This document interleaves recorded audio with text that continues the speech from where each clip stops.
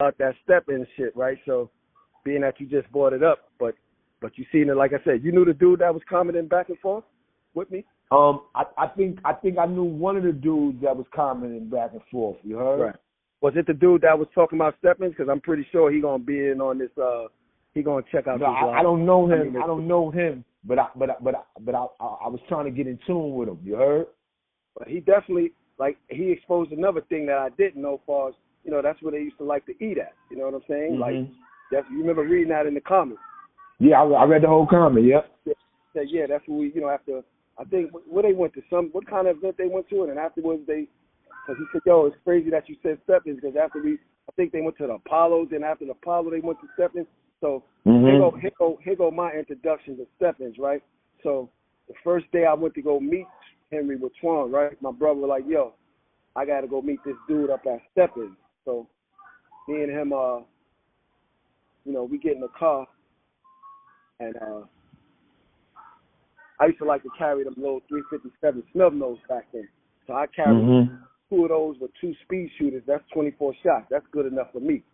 So we got strapped up. We went up to Step-ins in the Bronx, the restaurant, and we noticed there was about 30 dudes standing in front of the restaurant. They was deep.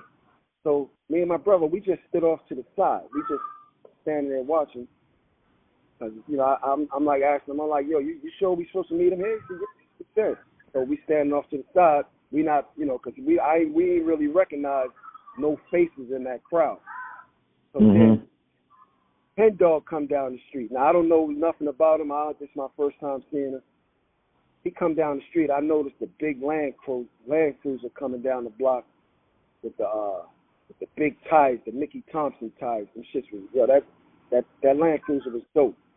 So it come down the street, and when it passed the front of Step-ins, everybody made, it's like everybody made contact with him, and they like waved their hand like to say what's up. Me and Twan was standing off to the side. We wasn't right in his direct line of view while he was looking at. We was by ourselves, but we was plain to see. So when he passed by me and Twan, him and Twan made eye contact, and he nodded his head, and he pointed back. He started pointing back. Yo, when he pointed back, it was a little nigga coming down the block, famous, yo. This nigga was like Santa Claus, my nigga. He had a big fucking 50-gallon plastic bag across his back, walking towards the crowd. Yo, when he got in the middle of the crowd, everybody opened up. Yo, that nigga just started handing out bricks to everybody, yo. In front of Step-ins? In front of Step-ins, yo. And anybody left, I hope somebody chime in on that story, yo. Hit the comments on that, man. Hit the comments on that, big. Right? So he like the way they had it, yo, they had the bricks taped up, right? So for instance, my brother usually got 3 from him. So he had his name on it, duct tape, Twan. Because when he was pulling the bricks out, some niggas might have had 4, but he called a nigga's name, yo, such and such. Oh, niggas was getting it, and yo, it was like free lunches, yo. I couldn't believe that shit, yo. That's some real 112 Fritz Street shit. If you ain't never heard how shit operated, that's an official story of how the shit operated, yo. That's crazy, dude. That's crazy. I had about like 60 or 70 bricks in that bag, yo. All duct tape up with niggas' names on it, yo. I hope somebody chime in and be like, yo, yeah, I remember that day. I used to fuck with him. You know what I'm saying? But yeah, that day was memorable to me, yo. Like, that's how them boys was moving, man. That's how them boys was moving, yo. Yep. I know back in those days, I know you had some good wheels, man. What was your first wheels, your real wheels that you bought, that you got when you got some good money, man? So boom, right? So after that day, right? After that day with 50, right? After that day with 50 with my man Clyde, when we came back to Brooklyn, we went to Notion Avenue in Brooklyn, way down, because back there they got a lot of used car dealerships. You know what I'm saying? So 50, we was looking to get exotic now.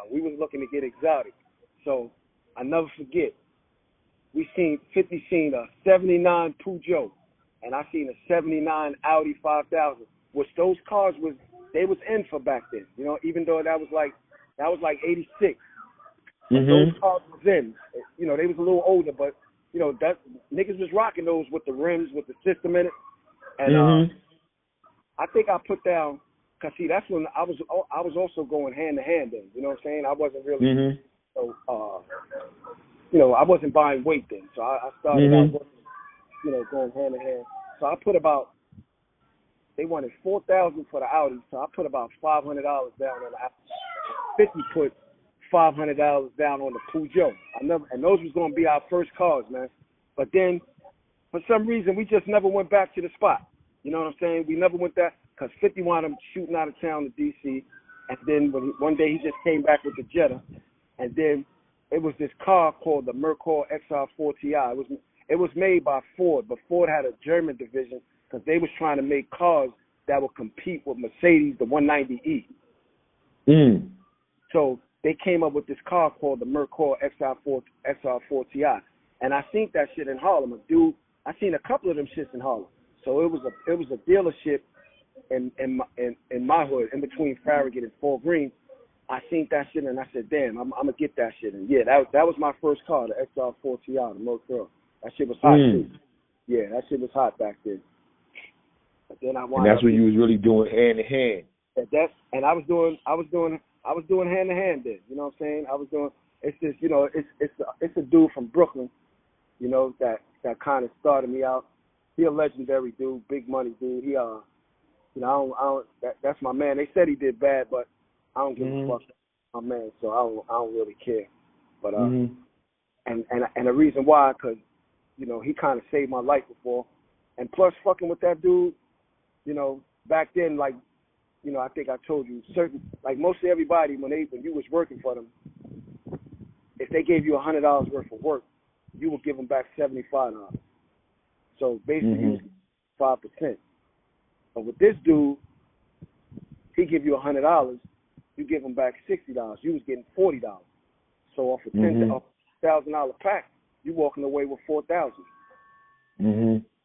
So you could afford to even have somebody sell your shit. You know what I'm saying? So this you know, this one dude right here, you know, but just as good as he was on being a businessman and hooking you up, like far as, you know, like giving you a fair square. Yeah, and keeping it fair and square. On the flip side, he was dangerous. Because if you mess up, that might be the end of you. And you know, just going a little deeper, you know, he was responsible. You know, the street said he the one responsible. You know, with 50 Cent being killed. You know what I'm saying? 50 Cent. Yeah. So that's how dangerous he was. You know what I'm saying? And people will say a lot of things. Like I heard people say 50 was pussy. He would only do certain things to certain people. But you got to look at this from a different perspective, though, because he chose to go at a certain level of gangsters.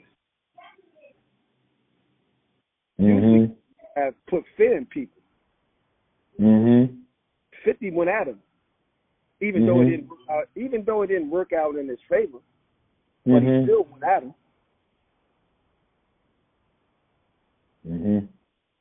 That little nigga was crazy, man. Yeah, he still went at these certain dudes, yo, and like I said, he was wrong because, yo, they wound up taking him out, yo. You know? You also was locked up with 50. You said you told me a wild story, or no? I think I heard the wild story. Yeah, the brother right here has his own platform. Y'all got to check him out. I'm gonna put him in the link so y'all can go over to his channel. You heard? He telling all the dope stories. You heard? You know what I'm saying? And he got interviews with Shaquelle. Him and Shaquelle came up together. You heard? You know what I'm saying? Yo, but so you talking about all right? So you talking about the story with 50, right? So all right, here go with a rapper and the real 50. They definitely different in this way, because from what I was told, you know, the rapper could fight. 50 Cent wasn't fighting you, the real nigga. It's no way. But he will pick up something or use something on you at the drop of a dime. So here goes a scenario, right? So Fort Maine back in '85, right? So this dude, I think he was from the Bronx, if I'm not mistaken. His name was Bourne. So we locked in. They just moving him in my housing area from KCH, but he was in, he was in the hospital. So, you know how they have you in the bubble first, up front by the bubble, while they, getting your shit situated. You stand there, but everybody else locked in. But he's a live wire dude. He's a live wire. So he's at the front. He's at the bubble screaming, "Yeah, this Bourne from the Bronx, blah blah blah." He talking mad shit, waking everybody up. You know what I'm saying? Like, he's a live wire. So it was a dude next to me. His name was, they used to call him JR. Claude. His name was Claude Starworth. I don't know. He's from Queens. He said he was either Fat Cat nephew or he was related to Fat Cat some way. This is what he always used to say. But one thing I could say, the nigga used to get boxes of Pumas and Adidas, like he wouldn't just get a pair. He'll get like 5 or 6 at one time when they, when he get them shits coming in. So his cell was like colorful with Adidas boxes. So Claude was JR was in the cell next to me. So he knew the dude Bourne, right? So he jumps out of his bed. He like, "Yo, Bourne, this JR, blah, blah, blah." So Bourne wound up walking down the fucking hole, down the corridor to JR's cell. Now, like I said, JR's cell is next to me, right? So I hear them talking. I ain't paying them no mind until I heard 50 Cent name. So, the cells is dark. So when I heard 50 Cent name, I got up and I went to the gate and I'm listening to him talk. So he was like, he telling the dude, JR, yeah, fucking this little nigga 50 Cent. He going on about some issue that they had. And he talking like, yeah, see that nigga, I'm going to see him, right? So now we clock out. They crack the gates. I can't wait to get out so I can see who this Bourne dude is. You know what I'm saying? Because he talking about my man. He don't even know. You know what I'm saying? Yo, when I get out the cell, the dude Bourne, he's about 50 height. They about the same height. They two little niggas. But Bourne got about like 40, 50 pounds of muscle on him. Yo, this nigga had a knot on his head, man. I ain't know a knot could get that big, yo. Yo, 50 hit that nigga with a mop ring, yo. Yo, when I seen this nigga, that shit looked like it was still throbbing, yo, like a fucking unicorn, yo. That's crazy. Yeah, you told the story on his channel, yo. Y'all gotta go over there and see it, B. It's funny as a motherfucker, B. 50 had that nigga running around looking like a unicorn, yo, like he was part of the Rams, yo. So when we go to Chow, now I gotta give, that was funny to me. That shit was crazy, yo. So, but I have to give Bourne his props, because when we go to Chow, we falling in line with them. So, they got the rails, right? You got to stay behind the rails.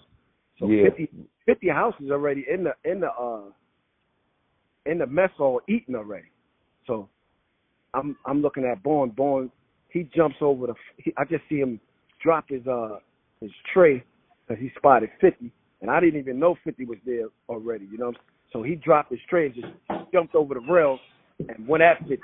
And when 50 jumped up, he grabbed his little plastic utensils that we had, and he was running around, yo, and Bourne was trying to get to the nigga, yo. It was one of them situations where you had to be there to really see that shit. That shit was crazy, yo. But yeah, man, that nigga knot was like unbelievable. Yo, you can get a people's a legendary 50 Cent story that nobody never heard of. Yeah. And what could I start? In the street, if you got one, man. One that ain't out there, man. Yeah, I'm gonna tell you this, right? I'm gonna tell you this. 50 and my brother, and I got some things I gotta jump onto, bro. After this, I'm gonna knock it out the park with this one last interview, right? I mean, with this one last little segment. Look, now 50 and my brother didn't get along. Brother hated him. You know what I'm saying? 50 didn't fuck with my brother like that. But this one time. Yeah, but this one time, right, this is to show how, this, like I said, man, a lot of people, when they talk about the dude, they don't talk about how funny this nigga was. This nigga was funny. as a motherfucker. Mhm. And I mean without even trying to be funny. The shit that would come out this dude's mouth was just like shit was funny and crazy as fuck. So one day he was beefing with this dude from Fort Greene, right? Mhm. So this was in '87 before he got killed. I was locked up after in '87. So he came and got my brother to go with him over there to handle this issue. So when they get over there, they they walk into the dude's building, and after they get close to the building, the dude is coming out the building, right? So a firefight breaks out. 50 of my brother and the dude, they banging 3 ways, bang, bang, bang, bang. Just so happens the police is right in that area on some other shit. So my brother empties out, and 50, when they finish shooting, my brother takes off. 50 runs in the opposite direction, but 50 runs the direction that he's running to. Mhm. He's running right into the detectives. Look how shifty this nigga is, right? In one motion, this little motherfucker, he throws the gun in the air and puts his hands up in the air and goes, "Officer, they shooting, they trying to kill me."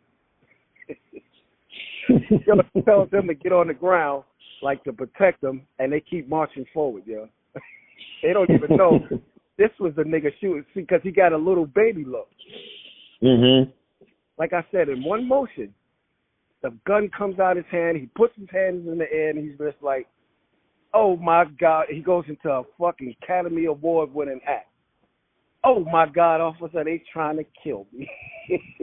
Yo, just thinking about that shit, hearing them saying, yo, that nigga, and they now they moving towards my brother now, but they never caught him. But yeah, that's a crazy. So you saying 50 Cent, the real 50 Cent was mad, funny and humorous. You heard? Crazy humorous. Nigga had mad jokes. And his jokes he wasn't practicing. He wasn't trying to be funny.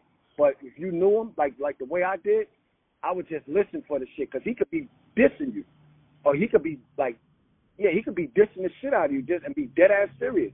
But I know what type of person he sound like. You heard? Yeah. You heard? I remember the first time I heard him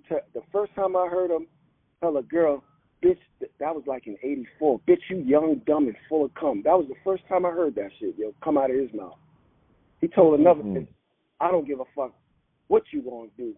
You gonna sell some ass, you gonna suck some dick, you gonna get my motherfucking money." I'm like, telling him, man, he gonna